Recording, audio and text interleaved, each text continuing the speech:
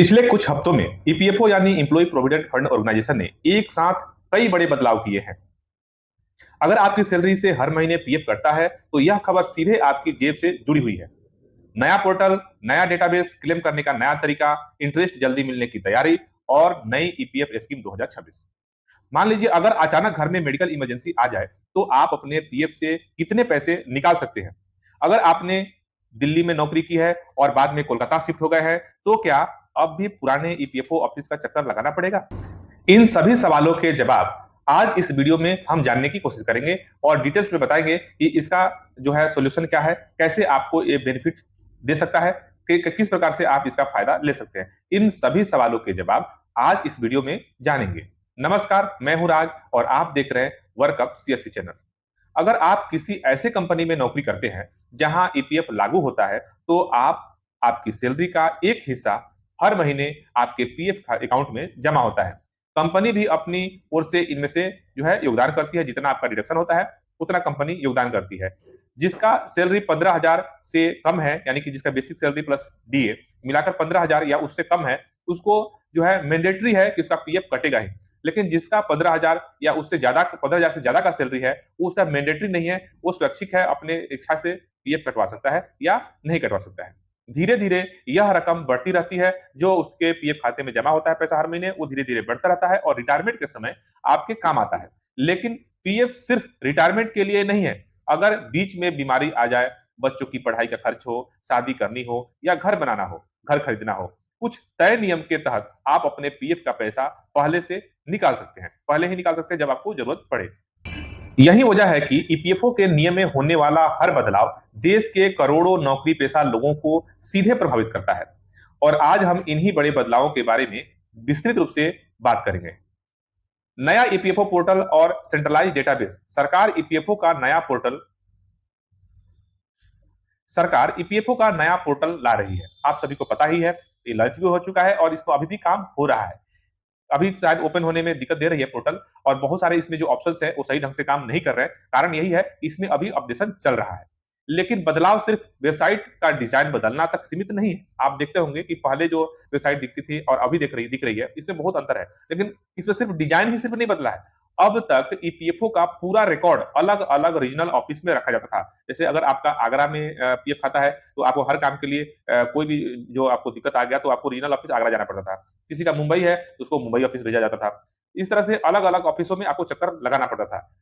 उदाहरण के लिए कि मान लीजिए आपने जयपुर में नौकरी शुरू की, आपका पीएफ रिकॉर्ड जयपुर के रीजनल ऑफिस से जुड़ा हुआ है। कुछ साल बाद आपने जो है नौकरी छोड़ दी और हैदराबाद शिफ्ट हो गए। अगर बाद में पीएफ से जुड़ी कोई समस्या आती है तो कई बार उसी पुराने रीजनल ऑफिस से संपर्क करना पड़ता था, क्योंकि आपका रिकॉर्ड वहीं मौजूद था और ये डाटाबेस सेंट्रलाइज्ड नहीं हुआ था। इसलिए अब यह व्यवस्था बिल्कुल बदल चुकी है। ईपीएफओ ने अपने सभी सदस्यों का डेटाबेस सेंट्रलाइज्ड डेटाबेस में शिफ्ट कर दिया है। अब आपका रिकॉर्ड किसी एक शहर तक सीमित नहीं रहेगा। जैसे पहले आप देखते होंगे कि अगर आपने किसी बैंक में, स्टेट बैंक के किसी ब्रांच में अगर आपने जो है अकाउंट खोल लिया, अगर उसमें कोई दिक्कत आ गई, नाम करेक्शन हो गया या कोई भी दिक्कत आ गई, तो बैंक पहले बोलता था कि जहां पे आपका होम ब्रांच है वहां जाइए।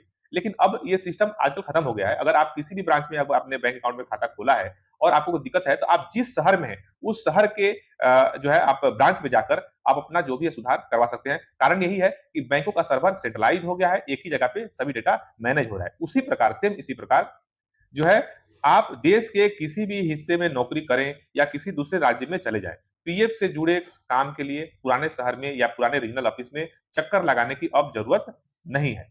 आपकी सर्विस रिक्वेस्ट अब देश के किसी भी अधिकृत ईपीएफ ऑफिस, आप जहां पे हैं, मान लीजिए आप अहमदाबाद हैं, आपके नजदीक जो भी ईपीएफ ऑफिस है वहां पे आपका जो रिक्वेस्ट, आपका एप्लीकेशन, आपका जो भी प्रॉब्लम है वहीं पे सोल्व कर दिया जाएगा।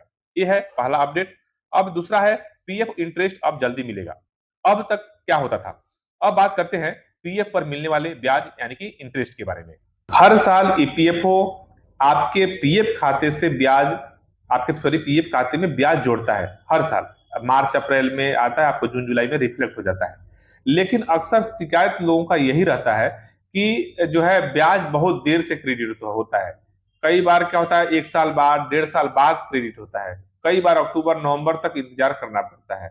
अब सरकार का दावा है कि नया पोर्टल इस पुरानी प्रक्रिया को काफी जो है रिप्लेस कर देगा और ये जो नया प्रक्रिया है पोर्टल पे वो बहुत तेजी से काम होगा इस पे। श्रम एवं रोजगार मंत्री मनसुख मांडविया के अनुसार वित्त वर्ष 2025-26 का लगभग 1.4 लाख करोड़ रुपए का ब्याज नए सिस्टम के जरिए ऑटो प्रोसेस किया जाएगा और इसके बाद फील्ड अधिकारी उसका वेरिफिकेशन करेंगे, सत्यापन करेंगे और सरकार का लक्ष्य है कि इस जुलाई के अंत तक लगभग 34 करोड़ ईपीएफ खाता धारकों को के जो है खाते में ब्याज जमा कर दिया जाएगा। ठीक है। और इंटरेस्ट कैलकुलेशन का भी जो नियम है वो भी बदल चुका है। अब सिर्फ ब्याज जल्दी मिलेगा ऐसा नहीं है, अब ब्याज की जो कैलकुलेशन है उसका जो है तरीका है वो भी बदल जाएगा। मान लीजिए आपने पूरा पीएफ निकालने के लिए आवेदन दिया है, हाँ, तो पहले क्या होता था कि ब्याज सिर्फ पिछले महीने के आखिरी दिन तक ही जोड़ा जाता था। ठीक है।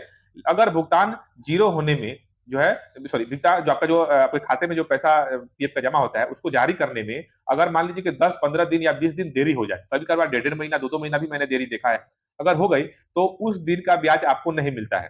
क्या होता है, मान लीजिए कि आज आपने अप्लाई किया 15 तारीख और 15 तारीख के लोगों ने कट ऑफ पकड़ लिया, उसके बाद 1.5 महीना 2 महीना आपका खाते में पैसा जमा नहीं हुआ, प्रोसेसिंग में 1.5 महीना 2 महीना या 20 दिन 25 दिन लगा दिए, तो वो जो देरी का जो ड्यूरेशन है ना उसका ब्याज ईपीएफ नहीं देता था। लेकिन अब नए नियम कहता है कि फाइनल सेटलमेंट के मामले में जो है पेमेंट ऑथराइजेशन की तारीख जिस दिन आपके खाते में क्रेडिट हो रहा है उस दिन के तारीख तक का ब्याज जोड़ के आपको खाते में क्रेडिट होगा। इससे देरी का नुकसान अब सदस्य को नहीं उठाना पड़ेगा। ठीक है दोस्तों, क्लेम रिजेक्शन कम होगा। हमने इसमें जो नया ऑपरेशन है उसमें एक और चीज हुआ है कि जो क्लेम रिजेक्शन है वो बहुत ही कम होगा। अब बात करते हैं पीएफ क्लेम रिजेक्शन की। यह लगभग हर दूसरे सदस्य की समस्या थी। सर मेरा जब आप देखेंगे मेरे वीडियो पे कमेंट तो ज्यादातर लोगों का कमेंट यही रहता है कि सर मेरा क्लेम रिजेक्ट हो गया, मेरा क्लेम रिजेक्ट हो गया, मेरा क्लेम रिजेक्ट हो गया। कभी केवाईसी अधूरी रहती थी, कभी दस्तावेज कम पड़ जाता था और कई बार लोगों को महीनों तक यह भी पता नहीं चलता था कि उनका क्लेम जो है आखिर रिजेक्ट क्यों हुआ है। उल्टा सीधा कुछ भी अब कुछ भी उल्टा सीधा उसमें कमेंट लिख के और ईपीएफ ऑफिस उसको क्लेम को रिजेक्ट कर देता था। अब उसको कमेंट को पढ़ेंगे तो आपको पता ही नहीं चलता था कि आपका एक्चुअली में क्लेम रिजेक्ट हुआ क्यों है। अब नए सिस्टम में जो है सबसे पहले ऑटोमेटेड प्री वैलिडेशन होगा। ऑटोमेटेड प्री वैलिडेशन का मतलब सिस्टम ही ऑटोमेटिक चेक कर लेगा कि आपका जो क्लेम है वो अप्रूव होगा या नहीं होगा, कुछ कमी तो नहीं है। वहीं पे आपको मैसेज आ जाएगा, वहीं पे आ जाएगा और बता दिया जाएगा कि आपको क्या कमी है, क्या पूरा करने से आपका क्लेम रिजेक्ट नहीं होगा। साथ ही साथ आपको जैसे ही आप एडवांस के लिए अप्लाई करने जाएंगे तो आपको पहले ही बता दिया जाएगा कि अब आप आपके खाते में जो पीएफ खाते में पैसा है उस पर कितना अमाउंट तक आप मैक्सिमम एडवांस निकाल सकते हैं इत्यादि।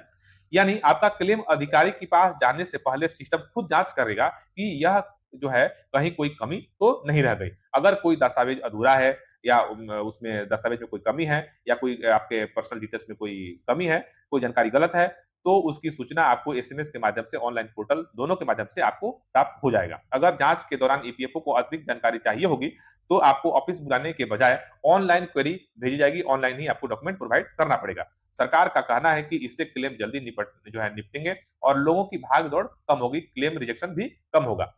नेक्स्ट आता है विड्रॉल एलिजिबिलिटी पहले से दिखाई देगी। कई बार लोग अपनी पात्रता से ज्यादा राशि क्लेम कर देते थे, नतीजन क्लेम रिजेक्ट हो जाता था।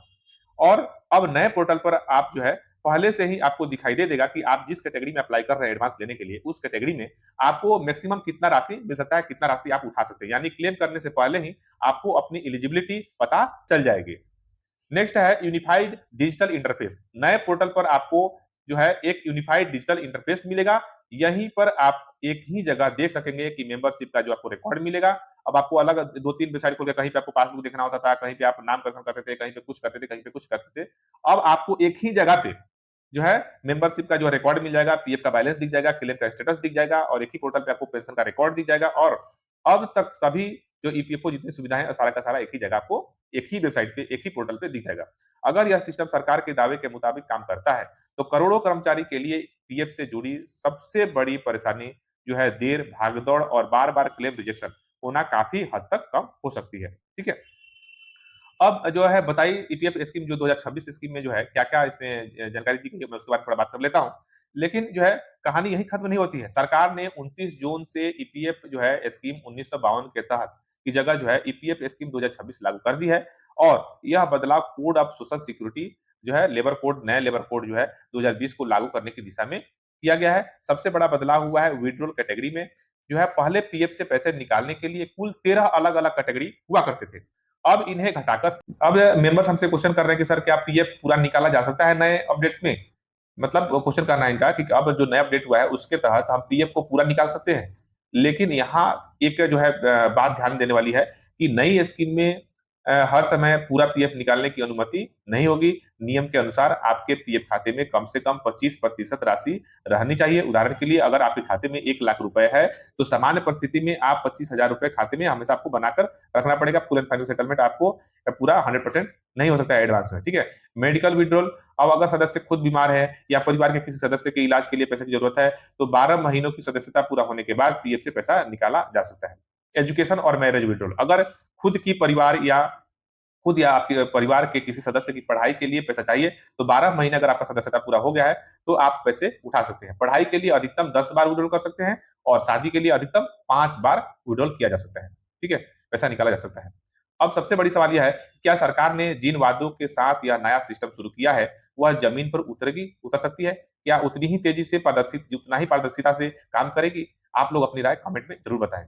या फिर लोगों को पहले की तरह दफ्तरों का चक्कर लगाना ही पड़ेगा और लंबे इंतजार करना ही पड़ेगा? तो इसका जवाब जो है आने वाले समय में मैं तो आपको बता ही दूंगा, पता चल ही जाएगा। लेकिन आप लोगों से रिक्वेस्ट है, कृपया इसका जो है जवाब आप लोग भी इस वीडियो के कमेंट में जरूर दें। नमस्कार, आप लोगों ने वीडियो पूरा देखा इसके लिए आप सभी को बहुत बहुत धन्यवाद। तो आप अपनी राय कमेंट में जरूर बताएं और आप लोगों से एक निवेदन है कि इस वीडियो को ज्यादा से ज्यादा शेयर शेयर करें और आपके मन में कोई डाउट, कोई कंफ्यूजन ये ईपीएफ से रिलेटेड है तो आप हमें कमेंट के माध्यम से पूछ सकते हैं।